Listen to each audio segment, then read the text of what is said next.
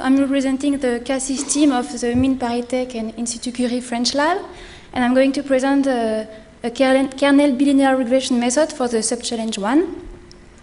So as it has been said before, in this sub-challenge we were given toxicity values for, let's say, a set of N cell lines and P drugs, and we had to predict the response of toxicity for a new set of cell lines for the P drugs. And for that, we need a method that can integrate the large-scale and heterogeneous genomic and transcriptomic data for the cell line. And kernel regression is one of them. It can integrate these various and large-scale data. And furthermore, we ask if we should share information between the drugs, meaning should we consider the different prediction on all drugs as a joint problem, or should we do P-independent regressions? So the underlying is that similar drugs might lead to similar toxicological effects. And this, this idea of sharing information between different problems is called a multi-task regression, and this can be incorporated into the kernel bilinear regression. So a few words of motivation for the multi-task idea. Well, it has shown very powerful results in the related field of in silico chemogenomics. So in that field, that field studied the interaction between small molecules and protein targets. And it is clear that similar molecules bind similar targets. And in that case, considering the interaction problem between molecules and targets as a joint problem has been shown to be a good idea. So let me describe more formally our bilinear model. So Tij will be the toxicity for cell line I and drug J. And so we described first the toxicity Tij by a bilinear term, which is linear with respect first to some cell line descriptors, and also linear by some drug descriptors.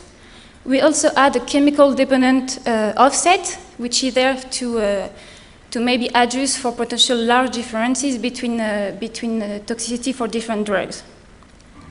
And the goal is to predict, to estimate a predictor function f hat would be then a bilinear function, and the bilinear term can really capture the interaction between your cell line descriptor and your drug descriptor. So, and for that, we propose a kernel bilinear regression method, which is very efficient and can, which can incorporate various data in an efficient computational framework, and it can also be derived into a multitask setting when you share information between the different drugs. So first, I will quickly overview how the kernel method works. And in particular, I will describe the famous trick that you might know, the kernel trick, which allows to work with very large descriptor, but in potential infinite feature spaces. And this is why it is very efficient and so competitive. So first, you have to choose a set of descriptors. So descriptor for the cell line, descriptor for the drugs. So for instance, for the cell line, we only we use the data provided by DREAM, so SNP and RNA-seq and covariate. And for the drug, we use chemical attributes provided by DREAM, but we also use some other drug descriptors that I will describe later. And then, but you don't actually need to work with this vector of descriptors, and you don't need to work in the feature space, but instead you work in the kernel space. That is, you kernelize your data, and you end up with some kernel, which are some semi-definite positive matrices, but it's simple object, it's simply matrices. So you have an n times n matrix, kernel matrix for cell lines and a p times p kernel for drugs. And any point of on these matrices measures the similarity between two cell lines or two drugs. And these matrices are the only needed input for the kernel bilinear regression algorithms that solve the regression problem and output the predictor function f hat. And it works in the joint space of cell line and drugs and allows to share information between the different drugs. So I will spend some time, and the most important question with the kernel method is the kernel choice. How do you define your kernel? That is, you need to define some descriptors of interest. You need to decide how to integrate all your data into one kernel and how to deal with missing data. So now I will spend some time to describe all the different kernels we tried on the training set and what kernel we finally submitted. So for the cell line, we tested 29 different kernels, and one of them integrates all available information, and it has a simple framework to deal with missing data. And for the drug, we tested 48 kernels, which are multi-task kernel, meaning that you share information between the different regression problems. So for the cell lines and data integration, so for each of the descriptor, we computed some kernel. So for the covariates, which were sex, population, and batch, we computed the linear kernel here on the top. So for instance, you can see that the red blocks along the diagonal correspond in fact to the population signal. And then for SNP and RNA-seq, we computed several Gaussian kernels. Here I only show one of them. So for RNA-seq, obviously, we only have signal in the bottom left corner because this is information available for only a part of the cell lines. And we can simply integrate all these kernel by computing an integrated kernel by summing the different kernel. So these integrated kernels combine all sources of information. And you see, for instance, that we still have the blocks, the RNA-seq block signal or the block along the diagonal. So this was for the cell line kernels. And now, considering the drug kernels, we try many of them, but we started with our baseline, which is a very simple kernel, the Dirac kernel, which only gives power to the diagonal, so it's in fact the identity matrix. But using this kernel on drugs corresponds to performing independent regression for each of the drug. And on the other extreme, we tried a multi-task kernel, which is a uniform kernel. It's just a constant matrix. And when you use this kernel on the drugs, it corresponds to learn only one single model for all the drugs. And in fact, we tried several kernels, which were interpolation between the Dirac and the uniforms. And then we tried more complex feature-based kernel.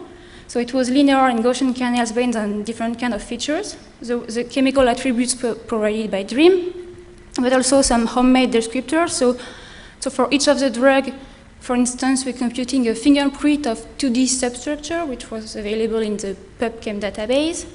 Or we also predict its ability to bind approximately 1,000 human proteins, which are known to be involved in toxicologic pathways.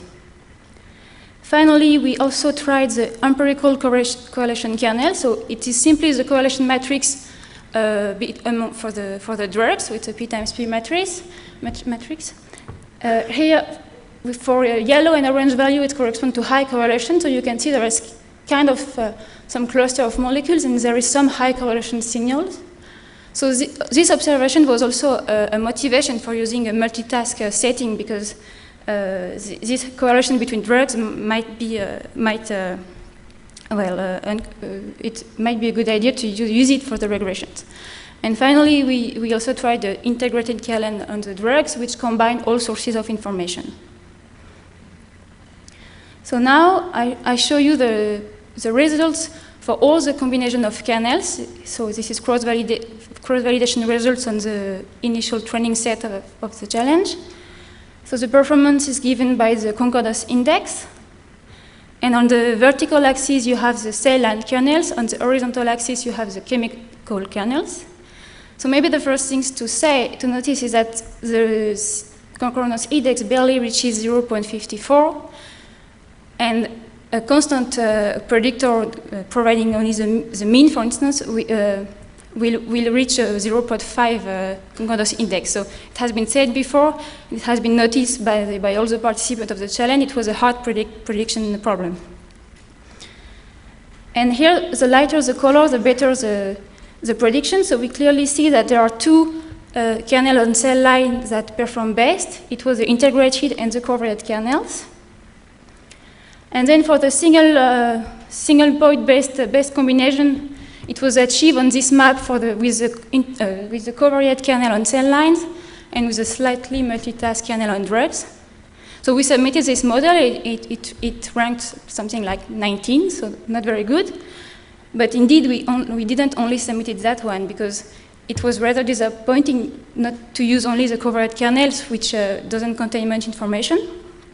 So now let me show you still the same performances, but average for the cell lines on the horizontal lines and for the chemical on the vertical lines. So here performance results for all the cell line kernels.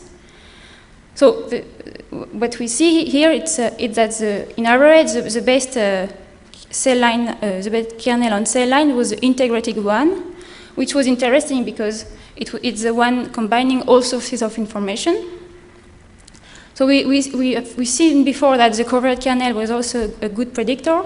And here we see that it's mainly because the batch, well, it's partly because the batch covariate was actually performing well.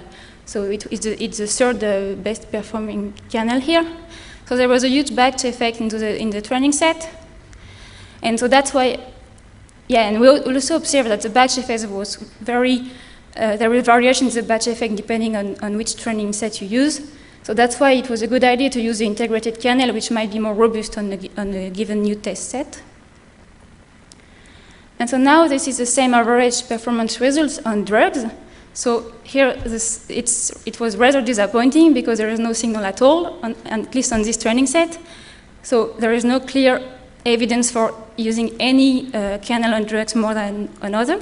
So but also we had to make some, well, maybe the choice of descriptors we used for the kernel was not a good idea for this problem. So we decided to really stick to the data and use the empirical correlation kernel for the drugs. So finally, we submitted a kernel-rich regression prediction using on the drugs the empirical correlation kernel and on the cell line the integrated kernel. And it was rather a good idea because this one ranked finally second on the challenge. And so to finish, I would like to thank people from my lab, Mines Paris Tech Institut Curie. Here it's in the south of France, and we enjoy very much working on this challenge. And with that, I would like to thank you for your attention.